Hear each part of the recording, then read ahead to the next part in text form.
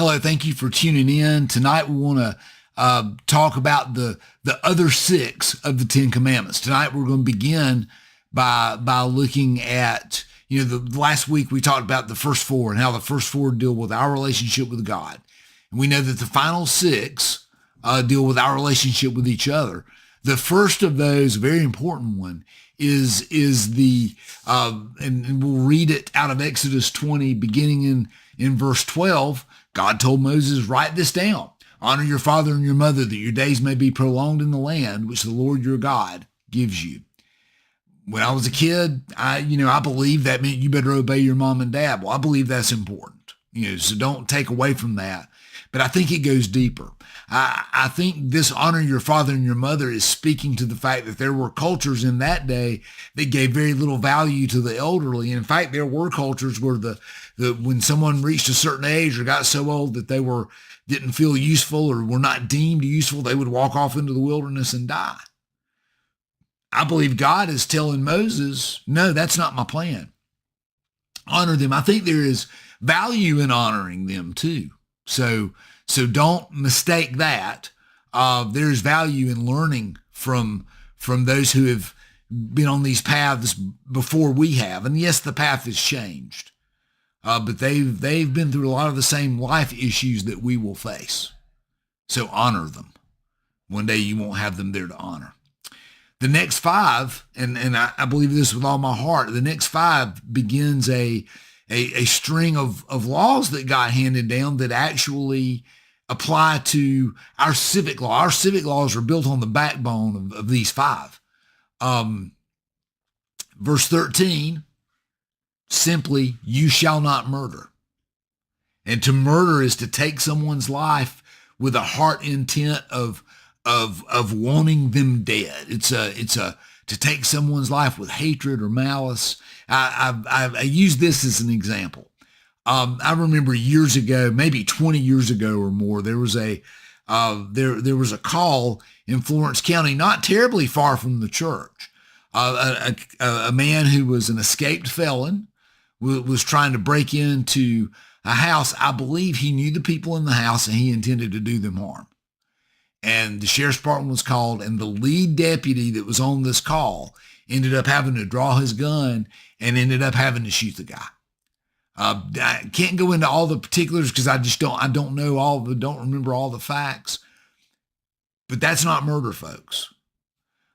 We as a community have commissioned that man's retired now, but we commissioned that man to carry a badge and a gun and to protect us. And that's what he did. He discharged his duty.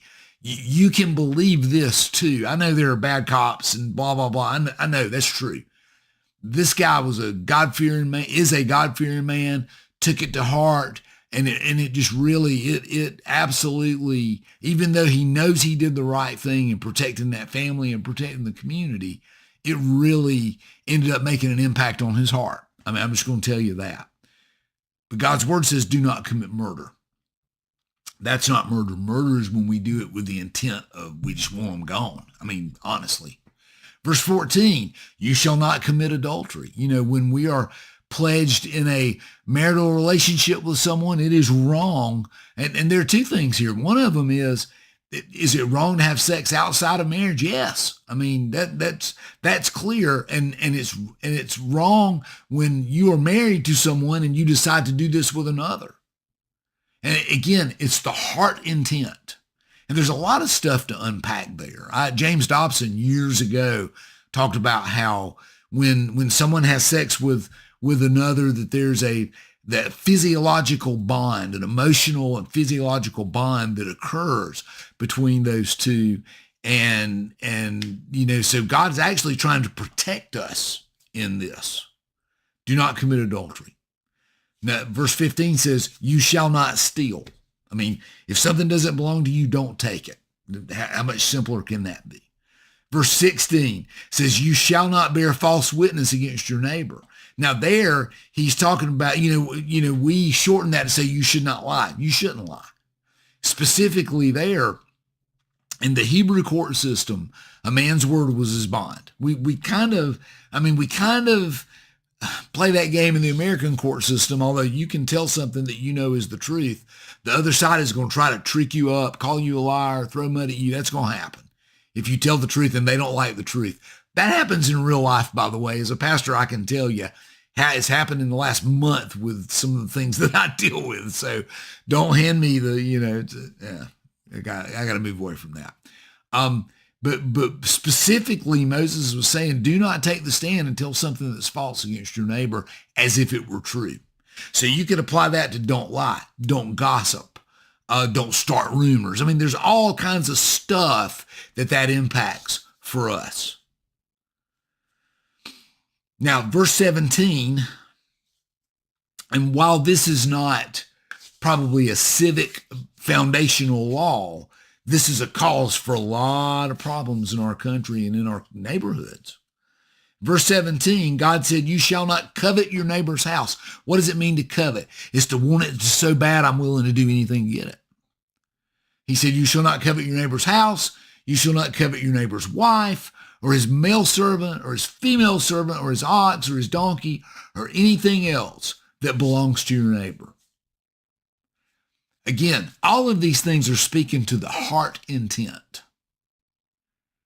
And I think verse 17, reading that, especially going through some of the things that we've seen this year already, I really believe that God is telling Moses that we've got to check ourselves not to want something so bad that we're willing to cut throats to get it.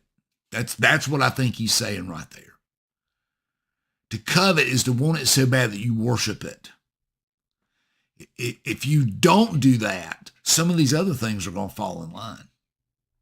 But if you do that, you're going to have a miserable existence. So that's a synopsis of the other 6 commandments. I hope you have a great week. I would just encourage you, pray for our world, pray for your church, pray for the staff. We've had quite a time this week and just a lot of stuff going on. So pray for our church, pray for churches all over. Hope you have a great night and God bless you.